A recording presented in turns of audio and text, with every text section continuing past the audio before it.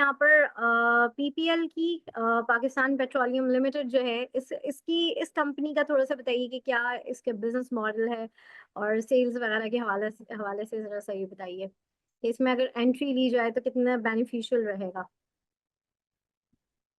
PPL भी का भी सेम ही बिजनेस मॉडल है। ये सारी oil and gas production companies हैं। हम्म। पीपीएल में बिल्कुल एंट्री ली जा सकती है, स्पेशली इस रेट के ऊपर तो की जा सकती है बिल्कुल एंट्री। पीपीएल का ये है कि पहले इसकी टारगेट प्राइस जो है वो 220 230 के बीच थी, लेकिन अब इन ऑयल प्राइसेस के ऊपर मे बी ये थोड़ी सी अगर हम नीचे इसको रिवाइज करें तो 190 से 200 के बीच इसकी कम से कम भी प्राइस होनी चाहिए, 200 के आसपास। तो आई थिंक गैप इसमें एग्जिस्ट करता है, शॉर्ट टर्म में भी और लॉन्ग टर्म में भी। सही। सर जैसे कि अब आपका ये कोर्स है फंडामेंटल, तो उसमें जो है थोड़ा सा मुझे ये बताइए कि ये चीज़ें कैसे हेल्प आउट कर सकती हैं कैलकुलेशंस, और किस तरीके से ये खुद ही जो है वो स्टूडेंट जो है वो पिक करे कि हमें इस सेक्टर्स में से किन कंपनीज को जो है वो चूज करना चाहिए। इन्वेस्टमेंट के लिए क्या रेट, कौन सा रेट होना चाहिए, किस रेट में हमें लेना चाहिए, किस रेट पे हमें यहाँ से एग्जिट कर जाना चाहिए। तो थोड़ा सा इसके हवाले से बताइए, तो जो लोग इंटरेस्टेड हैं फंडामेंटल में तो उनको क्या बेनिफिट मिलेगा, ये थोड़ा सा इसके हवाले से।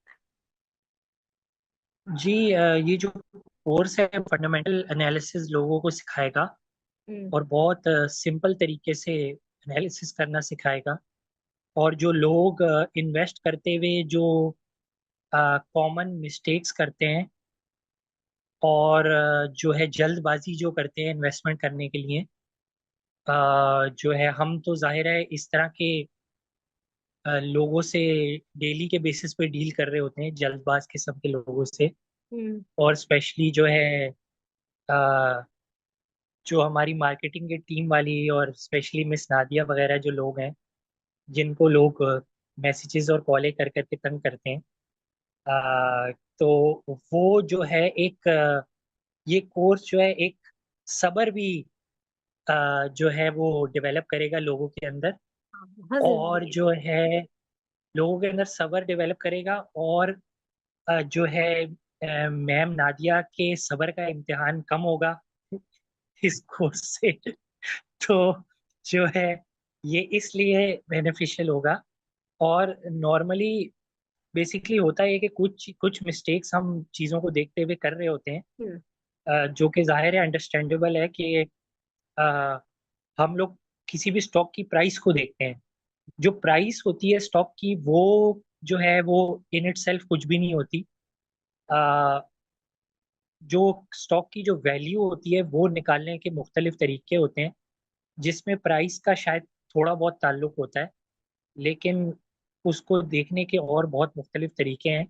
तो ये सारे जो डिफरेंट मेथड्स हैं, ये हम methods, different shortcuts, different sectors के की ट्रिगर्स के कौन से ऐसे की ट्रिगर्स होते हैं जो किसी सेक्टर के लिए पॉजिटिव होते हैं या नेगेटिव होते हैं, आ, उनको स्टडी करेंगे। और फिर जाहिर सी बात है कि किसी भी सेक्टर के की ट्रिगर्स के बाद जब ये अंदाजा हो जाएगा कि ये वाला सेक्टर अब इन्वेस्टमेंट के लिए अच्छा है, तो उस सेक्टर के अंदर कौन सा स्टॉक अच्छा है इन्वेस्टमेंट के लिए और किस प्राइस पॉइंट पे उसमें एंट्री ली जा सकती है, ये सारी बातें जो है फंडामेंटली जो है डिस्कस होंगी कोर्स के अंदर। सही, ग्रेट। सर अब जो है नेक्स्ट हमारा है रिफाइनरी सेक्टर है, तो रिफाइनरी सेक्टर को थोड़ा सा ब्रीफ करें कि इसमें जो है इसको बेसिकली हम दो हिस्सों में देखते हैं। तो वो क्या, वो उसमें कौन कौन सी कंपनीज आती हैं, और बिजनेस मॉडल आई गेस सबका एक ही है, इसमें तो डिफरेंट नहीं होता। क्या सेल्स हैं, किस तरह से वर्किंग करती है, और रेट्स में कैसे फर्क आता है, थोड़ा सा इसको एक्सप्लेन करें। अगर हम रिफाइनरी सेक्टर को देखें तो रिफाइनरी सेक्टर जो है इस एनर्जी, इस ऑयल एंड गैस जो चेन है, ऑयल एंड गैस चेन की अगली जो कड़ी है वो रिफाइनरी सेक्टर है। यानी कि ये जो ऑयल एंड गैस कंपनीज हैं, हम्म। जब ये ऑयल जो है निकाल लेती हैं, जब ये ऑयल एक्सट्रैक्ट कर लेती हैं, जब ये ऑयल प्रोड्यूस कर लेती हैं, तो ये ऑयल प्रोड्यूस करने के बाद आगे उस ऑयल को सेल करती हैं रिफाइनरीज को। हम्म। रिफाइनरीज जो है उस ऑयल को परचेज करने के बाद उसको जो है जाहिर सी बात है रिफाइन करती हैं, जो कि उनके नाम के अंदर हमें पता चल रहा है कि वो काम क्या करती हैं। तो एग्जैक्टली। वो पेट्रोलियम को रिफाइन करती हैं, और पेट्रोलियम को यानी कि क्रूड ऑयल को, जो जमीन से निकला हुआ जो तेल होता है जिसको क्रूड ऑयल कहते हैं, एग्जैक्टली। उस क्रूड ऑयल को रिफाइन करके डिफरेंट प्रोडक्ट्स में कन्वर्ट करती हैं, जो प्रोडक्ट्स हमें डेली अपनी डेली लाइफ गुजारने के लिए चाहिए होते हैं। जैसे कि हम गाड़ी में डालने के लिए पेट्रोल, गाड़ियों में डालने के लिए डीजल, ट्रैक्टर्स में डालने के लिए डीजल, हम्म। जनरेटर्स वगैरह में डालने के लिए डीजल, जहाज़ों में डालने के लिए फ्यूल, सिलेंडर्स के अंदर डालने के लिए एलपीजी। ये सारी चीज़ें जो है जो प्रोड्यूस करती है वो रिफाइनरीज प्रोड्यूस करती हैं, ऑयल एंड गैस कंपनी से क्रूड ऑयल परचेज करने के बाद उसको कन्वर्ट करके। और रिफाइनरीज को अगर हम देखें तो रिफाइनरीज की जो प्राइसिंग होती है, उनके प्रोडक्ट्स की जो प्राइसिंग होती है, वो जो क्रूड ऑयल है, क्रूड ऑयल की जो प्राइसेस है, जैसे अभी हमने डिस्कस किया कि इंटरनेशनल मार्केट्स में जो क्रूड ऑयल है हम्म। उसकी प्राइस डाउन हो गई है। तो जो रिफाइनरी के प्रोडक्ट्स की प्राइसिंग होती है वो इसी तरीके से होती है कि क्रूड ऑयल के ऊपर अगर हम कुछ डॉलर्स ऐड कर लें, तो वो जो डॉलर्स होते हैं वो इसको स्प्रेड बोलते हैं। तो कुछ स्प्रेड डॉलर्स में कुछ स्प्रेड ऐड कर लें तो उस प्रोडक्ट के ऊपर, उस प्राइस के ऊपर वो डिफरेंट प्रोडक्ट सेल होते हैं, लोकल मार्केट में भी और इंटरनेशनल मार्केट्स में भी। तो जाहिर सी बात है कि अगर क्रूड ऑयल की प्राइस डाउन जाएगी तो ओवरऑल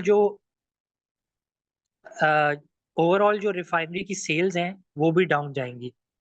तो सेल्स डाउन जाने की वजह से जो है मार्जिन्स भी, मार्जिन्स पे भी फर्क पड़ेगा, मार्जिन्स भी गिरेंगे, और जो है प्रॉफिट भी गिरेगा। तो ये इम्पैक्ट होता है ओवरऑल। सही। और सर इसमें दो फील्ड्स होती हैं, ग्रीन फील्ड होती है, ब्राउन फील्ड होती है, तो उसमें जो है कौन कौन सी इस वक्त हमारे यहाँ कौन सी कंपनीज जो है वो हैं, और क्या ज्यादा बेनिफिट्स रहेंगे आगे इन फ्यूचर? ग्रीन फील्ड और ब्राउन फील्ड जो है वो दो तरह की अ, जो है कैपेसिटी एक्सपेंशन होती है, हम्म। जिसमें ग्रीन फील्ड वो होती है कोई भी नया प्रोजेक्ट, और ब्राउन फील्ड होता है कोई भी करंट प्रोजेक्ट को इम्प्रूव करना। सही। अभी रिफाइनरीज जो हैं वो मोस्टली, जो अगर हम पाकिस्तान रिफाइनरी की बात करें तो वो एक जो है ग्रीन फील्ड प्रोजेक्ट की तरफ जा रहा है, जिसमें वो अपना एक और प्लांट लगा रहा है और अपनी कैपेसिटी को डबल कर रहा है और अपग्रेड वगैरह भी कर रहा है। इसी तरीके से बाकी भी जो रिफाइनरीज हैं वो ब्राउन ब्राउन फील्ड एक्सपेंशन की उनकी प्लानिंग्स हैं। तो वो गवर्नमेंट से कोई इंसेंटिव मिलने के इंतज़ार में है। तो जैसे ही कोई इंसेंटिव मिलता है तो वो सारी रिफाइनरीज जो हैं वो ब्राउन फील्ड और ग्रीन फील्ड एक्सपेंशन की तरफ जाएंगी। सही, जबरदस्त। अच्छा सर, अब यहाँ पर जो है हमारे साथ पार्टिसिपेंट्स हैं, उनके मैं अब सवालात लूंगी, और काइंडली आप लोगों से रिक्वेस्ट है कि आप लोग जो है सवालात हमारे ये ऑयल एंड गैस और रिफाइनरी सेक्टर से ही रिलेटेड हों, क्योंकि ये भी अभी बड़ा हॉट चल रहा है। आज भी ऑयल एंड गैस सेक्टर में हमने देखा। जी एस के साहब, जल्दी से अपना सवाल कर लीजिए। जी सलाम अलैकुम सर। जी वालेकुम सर सलाम। जैसा कि आपने पीएसओ के बारे में बताया कि इसको इन्वेंट्री लॉसेस आ सकते हैं फर्स्ट क्वार्टर में, तो अगर देखा जाए तो इस वक्त अभी हमारे पास पाकिस्तान में ऑयल की प्राइसेस तो कम नहीं की गई हैं, इंटरनेशनल प्राइसेस कम हुई हैं। तो जब अब तक हमारे पास पाकिस्तान में ऑयल प्राइसेस कम नहीं होती जनरल पब्लिक के लिए, तो इन्वेंट्री लॉस कैसे आएंगे? और फर्दर ये कि अब जबकि इंटरनेशनली प्राइसेस लो हो रही हैं, तो ये लोग जो इम्पोर्ट करेंगे पीएसओ वगैरह इंटरनेशनल ऑयल, तो उसमें तो इनके मार्जिन और बढ़ने चाहिए और इसके लिए बेनिफिशियरी होना चाहिए। आपकी क्या राय है इस सिलसिले में? Thank you. जी, ये अब देखिए, जैसे ये आपने सवाल किया, सवाल तो आपका बहुत अच्छा है, लेकिन ये है कि जाहिर है कि थोड़ी सी बेसिक अंडरस्टैंडिंग की लैकिंग है। तो हमने जो कोर्स वगैरह इंट्रोड्यूस करवाए हैं उसका पर्पस मेनली कोर्स का यही है कि जो स्टॉक मार्केट में पार्टिसिपेट करने वाले लोग हैं, जो ऑडियंस है, वो एक एजुकेटेड वे में डिसीजन ले पाए। नहीं हुई डिक्रीज, लेकिन वो डिक्रीज क्यों नहीं हुई? वो डिक्रीज इसलिए नहीं हुई कि गवर्नमेंट ने टैक्स बढ़ा दिया है। अब अगर गवर्नमेंट ने टैक्स बढ़ा दिया है तो वो जो टैक्स है वो पीएसओ को तो जाएगा नहीं। पीएसओ के तो मार्जिन्स पे उससे कोई इम्पैक्ट नहीं है कि गवर्नमेंट को टैक्स कम जा रहा है ज्यादा जा रहा है। लेकिन पीएसओ को जो प्राइस जाएगी वो डेफिनेटली डिक्लाइन हुई है। यानी कि पीएसओ को जिस प्राइस के ऊपर जो है सेल करेगा पीएसओ, उसमें डिक्लाइन हुआ है। यानी कि एक्स रिफाइनरी जो प्राइसेस हैं उसमें डिक्लाइन आया है। तो उस एक्स रिफाइनरी प्राइस को डिक्लाइन होने की वजह से पीएसओ को इन्वेंट्री लॉसेस होंगे। पीएसओ को भी होंगे, अटक पेट्रोलियम को भी होंगे, जितनी refine oil and gas marketing companies हैं सबको होंगे। दूसरा आपका सवाल ये है कि ऑयल प्राइसेस नीचे होने की वजह से पीएसओ को बेनिफिट होना चाहिए। तो पीएसओ को जाहिर है बेनिफिट इसलिए नहीं होगा क्योंकि oil and gas marketing companies के जो मार्जिन्स हैं वो गवर्नमेंट की तरफ से फिक्स्ड होते हैं। ऑयल एंड गैस की प्राइसेस इंटरनेशनली बढ़े कम हो ज्यादा हो, वो उससे कोई फर्क नहीं पड़ता क्योंकि जो मार्जिन्स हैं वो गवर्नमेंट की तरफ से फिक्स्ड होते हैं और वो हर 1 साल बाद रिवाइज होते हैं। सही, बहुत जी, शुक्रिया। नेक्स्ट नेक्स्ट जी फहद, पार्टिसिपेंट का अपना सवाल सवाल। कीजिए प्लीज। सर मेरा क्वेश्चन आपसे ये है कि आप जिस तरीके से आज मार्केट डाउन गई है, आप आगे आने वाले दिनों में जो है वो मार्केट को कैसे देख रहे हैं? वॉलेटिलिटी होगी, मैं बात कर रहा हूँ 1 हफ्ता, 2 हफ्ते, 3 हफ्ते, एटलीस्ट फॉर 1 मंथ आप मार्केट को कैसे एनालाइज करते हैं? और सेकेंडली, कौन से स्टॉक्स बेटर हैं जो आपको लगता है कि शॉर्टर टर्म ट्रेड के लिए बेटर होंगे? I am not talking about the longer term. Market में जो है ना थोड़ी सी वॉलेटिलिटी रहेगी। अ, ये तो अभी जाहिर सी बात है कि किसी को भी नहीं पता कि कितने टाइम रहेगी, लेकिन कुछ टाइम रह सकती है जब तक ये चीजें क्लियर नहीं होगी कि टैरिफ से रिलेटेड क्या आउटकम निकलेगा, ऑयल की प्राइसेस कहाँ जाके ठहरेंगी, बाकी सारी चीजें कहाँ जाके ठहरेंगी। अभी G7 वालों की मीटिंग भी स्केड्यूल्ड है, तो उसमें भी कंट्रीज का प्लान है कि वो अमेरिका से बात करें। पाकिस्तान की भी अमेरिका वालों से मीटिंग्स अभी प्लान्ड है।